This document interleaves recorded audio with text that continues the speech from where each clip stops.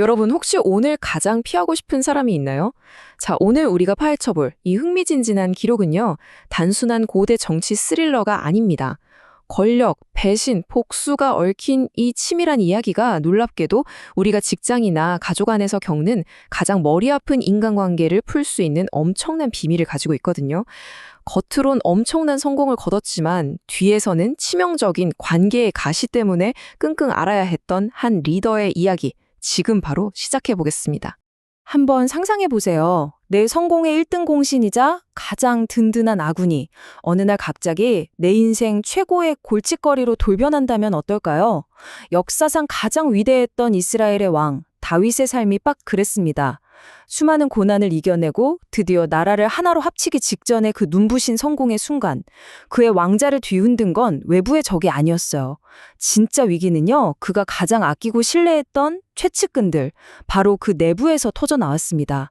성공의 정점에서 맞은 내부의 배신, 진짜 아찔하지 않나요? 자, 이 사건이 어떻게 흘러갔는지 한번 보죠. 전개가 거의 한 편의 범죄 영화급입니다. 불과 하루 전 다윗의 오랜 숙적이었던 적군의 사령관 아브넬이 직접 찾아와서 피 한 방울 안 흘리고 통일을 이루는 역사적인 평화협정에 서명을 딱 합니다. 대박 사건이죠?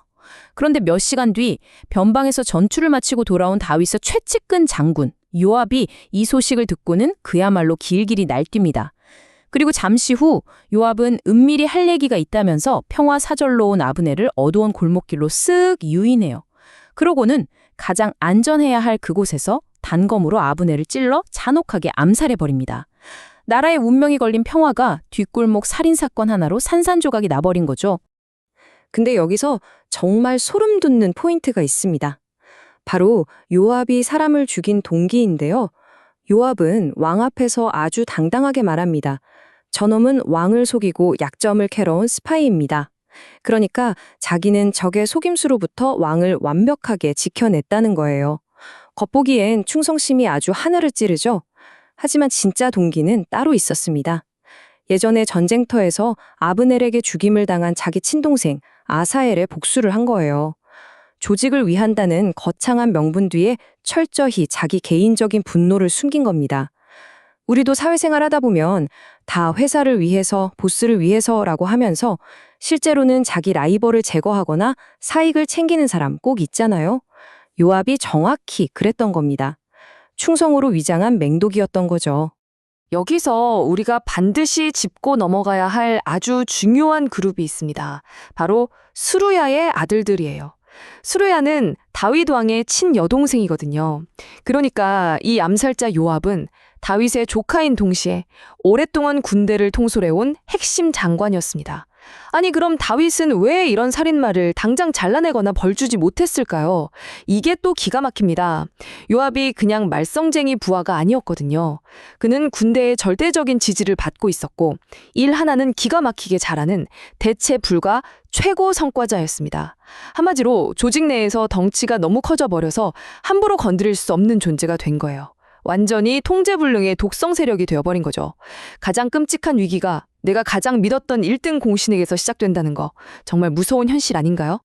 자신이 그토록 공들여 쌓은 평화가 가장 믿었던 부하의 칼끝에 날아가는 걸 두 눈으로 본 다윗의 심정이 어땠을까요? 다윗은 그 절망스러운 상황에서 이렇게 탄식합니다. 내가 기름 부음을 받은 왕이 되었으나 오늘 약하여서 스루야의 아들은 이 사람들을 제어하기가 너무 어려우니. 와, 이거 한번 생각해 보세요. 한 나라를 호령하는 절대 군주잖아요. 그런데 그 막강한 권력으로도 자기 가족이자 가장 유능한 부하들을 통제하지 못해서 느끼는 그 뼈저린 무력감. 아무리 높은 자리에 있어도 내면의 치명적인 관계 앞에서는 어쩔 수 없다는 리더의 깊은 고독과 슬픔이 그대로 느껴지지 않습니까? 자, 그런데 여러분, 여기서 중요한 게 있습니다. 이게 그냥 수천 년 전 중동의 뻔한 정치 싸움이나 종교 이야기가 절대 아니라는 거예요. 사실 이건 바로 지금 우리의 삶에 대한 이야기입니다. 시간이 흘러서 칼과 창이 키보드와 이메일로 바뀌고 궁궐의 암투가 사내 정치로 이름만 바뀌었을 뿐이지 사람 본성은 정말 하나도 안 변했거든요.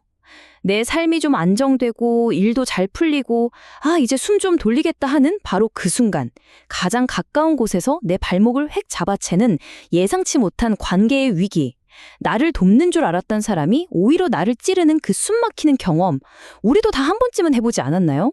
그래서 지금 이 타이밍에 여러분께 한번 여쭤보고 싶어요. 여러분의 삶에도 혹시 이런 요압 같은 존재가 있나요? 겉으로는 널 위해서라며 조언하는 척하지만 교묘하게 내 자존감을 깎아내리는 동료. 끊어낼 수도 없는데 만날 때마다 숨막히게 하는 가족. 아니면 회사를 위한다면서 주변 사람들 피를 말리는데 실적은 또 기가 막히게 좋아서 사장님도 어쩌지 못하는 그런 직원. 분명 우리 편이고 꼭 필요한 사람 같지만 실제로는 계속 나를 괴롭히고 주도권을 뺏어가는 그런 수르야의 아들들 말입니다. 나를 옴짝달싹 못하게 찌르는 그 가시 같은 존재. 누군지 딱 떠오르시죠? 그렇다면 도대체 이 지독한 관계의 가시들을 어떻게 다뤄야 내 멘탈과 리더십을 지킬 수 있을까요? 이 고대 기록에서는 아주 직관적이면서도 역설적인 3가지 방법을 제시합니다. 첫째, 그들이 나를 망치는 적이 아니라 나를 겸손하게 다듬어주는 훈련 도구로 보는 겁니다. 내 맘대로 안 되는 사람이 있다는 걸 인정할 때 진짜 내면이 단단해지거든요. 둘째, 심편할 권리를 내려놓는 겁니다. 내가 직접 복수하고 싶은 그 끓어오르는 마을 절대자에게 그냥 확 넘겨버리세요. 이건 무슨 종교적인 맹신이 아니라 분노 때문에 나 스스로가 망가지는 걸 막는 아주 현실적이고 똑똑한 방어책입니다. 셋째, 그 사람의 짜증나는 행동에 휘말리지 말고 원래 내가 가려던 목표에만 계속 집중하는 거예요. 발에 박힌 가시 쳐다보느라 가야 할 길을 잃으면 안 되니까요. 실제로 다윗이 이 위기 상황에서 어떻게 행동했는지 보면 와, 이건 거의 감정지능의 끝판왕 수준입니다. 생각해보세요. 나라의 중대사를 망친 요압을 당장이라도 목 베고 싶었을 텐데 다윗은 사적인 복수를 딱 멈춥니다. 대신 엄청나게 파격적인 행동을 하는데요. 자기가 죽일 뻔했던 옛 적장 아브넬의 장례식에 가서 수많은 백성들 앞에서 소리내어 엉엉 울어버려요. 왕의 권력으로 문제를 대충 덮는 게 아니라 오히려 나 지금 아무것도 할 수 없습니다 하고 무력함을 솔직하게 인정해버린 거죠. 자기를 한없이 낮추고 정의가 실현되기를 묵묵히 기다린 이 선택이 결국 분열될 뻔한 나라를 다시 하나로 똘똘 뭉치게 만드는 엄청난 리더십의 승리로 이어집니다. 하지만 이 기록을 끝까지 읽어보면 진짜 무릎을 탁 치게 만드는 너무나 현실적인 결말이 나옵니다. 다윗이 그 위기의 순간엔 정말 멋지게 참아냈잖아요. 그런데 세월이 아무리 흘러도 마음속 깊은 곳에 남은 요압을 향한 그 앙금은 결국 다 씻어내지 못했습니다. 위대한 왕도 극복하지 못한 인간의 한계였던 거죠. 결국 다윗은 자기가 늙고 병들어 죽기 직전 다음 왕이 될 아들 솔로몬을 불러놓고 요압, 걔는 꼭 네 손으로 처형해라. 이렇게 서늘한 유언을 남기고 세상을 떠납니다. 아무리 위대한 성군이라도 나를 그렇게 괴롭힌 사람을 끝내 완벽하게 용서하진 못했다는 사실. 이거 우리가 내 삶의 요압들을 용서하는 게 얼마나 뼈아프고 힘든 일인지 너무 공감 가지 않나요? 그래서 이 고대 문헌은 여기서 리더십에 대한 정말 흥미로운 대조를 보여줍니다. 인간 다윗의 최종적인 해결책은 결국 내 당대에 못한 복수를 아들 손을 빌려 하는 지연된 복수였어요. 불완전하죠. 반면에 이 기록이 궁극적으로 보여주는 또 다른 리더십의 모델, 예수의 해결책은 차원이 완전히 달랐습니다. 사실 예수 주변에도 툭하면 자리 싸움하고 결정적일 때 배신하고 도망치는 그야말로 통제불능인 제자들이 득실득실했거든요. 하지만 예수는 그들을 잘라내거나 나중에라도 복수하는 대신 직접 무릎을 꿇고 그 배신자들의 더러운 발을 씻겨주었습니다. 심지어 그 답 없는 사람들을 품고 스스로 희생하는 길을 선택하죠.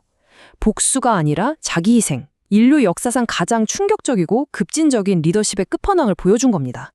자, 이제 이 해설을 마무리하면서 여러분께 질문을 하나 던지고 싶습니다.